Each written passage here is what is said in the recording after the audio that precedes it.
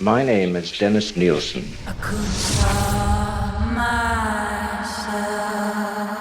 On the journey to the police station, I was asked, "Are we talking about one body or two?" I immediately replied, The underlying tragedy of Netflix's true crime documentary, Memories of a Murderer. The Nilsen tapes is that so many people needlessly died due to a culture of intolerance. I am not a monster. I am a man. Convicted serial killer Dennis Nilsen preyed on young men, often gay men, sex workers, or homeless youths. He would lure them home with the promise of food and shelter, and then he would kill them. Nilsen went round swooping up vulnerable young men. Well, we've all got to die of something, haven't we? Nilsen was an ex-cop, so he likely knew that their disappearances wouldn't be addressed immediately due to the culture of shame surrounding the LGBTQ community in 1980s London. At that time, young gay people often ran away or were forced out of their homes. So many parents wouldn't have even known if they'd gone missing. Normally, in a murder case, you'll have a victim. Then you will go looking for the murderer. In this case, we had a murderer, but he didn't know who the victims were. As seen in the documentary, Nilsen confessed to as many as 16 murders, but only 8 of his victims were ever identified. He killed unabated from 1978 to 1983, even when some of his would-be victims escaped.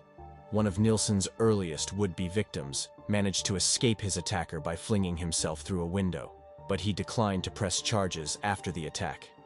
Another victim, Martin, who is only identified by a first name in the documentary, said he didn't go to the police after Nilsen's alleged attempt on his life, because he didn't want to be met with homophobia. Then there was Carl Stoddard, who was nearly strangled and drowned to death in 1981. But when Nilsen inexplicably let him go, Stoddard went to the police. As seen in the documentary, he claimed the police didn't believe his story.